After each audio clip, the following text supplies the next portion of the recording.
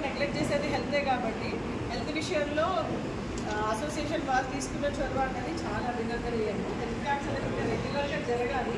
నేను ఇంతకు చూశాను right from the beginning registration దగ్గర నుంచి లాస్ట్ బ్లడ్ శాంపుల్ తీసుకునే వరకు కూడా చాలా ఆర్గనైజ్డ్గా ఉందండి.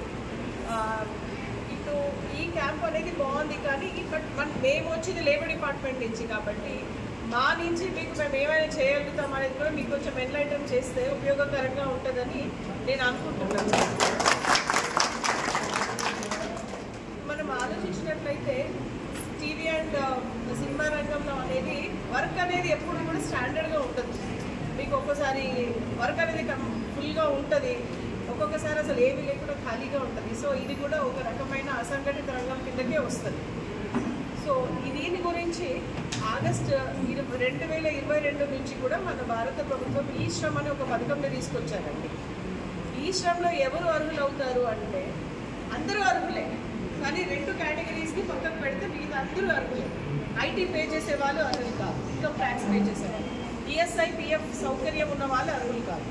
ఈ 2 కేటగిరీస్ని పక్కన పెడితే మిగిలిన అందరూ కూడా ఈ శ్రమ్ కింద కవర్ అవుతారు. ఈ శ్రమ్ కింద మనకు కవర్ అవ్వడం ఈ శ్రమ్ ఎందుకు తీసుకుని వచ్చారు అని అంటే మనం చూసాం ఒక 4 years బ్యాక్ సిచ్యువేషన్ ఇలా లేదు. మనం ఇలా గుంపులుగా ఉండేవాళ్ళం కాదు. చేతికి శానిటైజర్ రాసుకొని మాస్క్ పెట్టుకొని దూరంగా ఉండినాం. అప్పుడు ఎట్లా ఉండింది అంటే అన్నీ ఆగిపోయాయి, ప్రపంచమే ఆగిపోయింది. అసలు దానికి బాగా ఎఫెక్ట్ అయింది ఎవరు అంటే అసంఘటిత రంగం కార్మికులు. సంఘటిత రంగం అంటే ఒక నిర్దిష్టమైన పని ప్రదేశం ఉంటుంది, నిర్దిష్టమైనటువంటి యజమాని ఉంటారు, టైమింగ్స్ ఉంటాయి, నిర్దిష్టమైన జీతం అనేది ఉంటుంది. సో ఏమవుతుంది, ఇప్పుడు ఫర్ ఎగ్జాంపుల్ ఒక ఆఫీస్లో ఒక ఎంప్లాయర్ ఉన్నాను, సడన్గా ఏదో అవసరం పడింది, ఏమవుతారు వెళ్ళి వాళ్ళ ఎంప్లాయర్ తెలియదు, సార్ నాకు అర్జెంట్గా ఒక హెల్త్ ఇష్యూ వచ్చింది, ఒక 10,000 కావాలి సార్ అంటారు. నాకు కావాలంటే నా శాలరీలో వచ్చి డిడక్ట్ చేసుకోండి సార్, ఎవ్రీ మంత్ ఒక 1,000 రూపాయలు కట్ చేయండి అంటే అది ఏమవుతుంది, అక్కడ ఆయన ఒక స్టాండర్డ్గా పనిచేసే ఎంప్లాయీ కాబట్టి అది ఏమవుతుందంటే ఆయన ఇవ్వడం జరుగుతుంది. కానీ ఇక్కడ ఎట్లా ఉంటుంది, ఎంప్లాయర్ అనే వాళ్ళు కరెక్ట్గా ఉంటారు. ఈరోజు ఈ మూవీలో వర్క్ చేస్తారు, నెక్స్ట్ వేరే మూవీలో వర్క్ చేస్తారు. సో మీకు నిర్దిష్టమైన ఎంప్లాయర్ అంటూ ఉంటుంది. సో ఇట్లాంటప్పుడు ఏమైంది అంటే జనరల్గా ఎఫెక్ట్ అయింది ఎవరంటే అనార్గనైజ్డ్ సెక్టర్, అసంఘటిత రంగం అంటాం. ఇద్దరు ఏమంటే వ్యాపారం చేసుకునే వాళ్ళు, చిన్న ఉద్యోగాలు చేసుకునే వాళ్ళు, సినిమా రంగం వాళ్ళు, మనకు ఆటో డ్రైవర్స్, వీళ్ళందరూ కూడా బాగా ఎఫెక్ట్ అయ్యారు.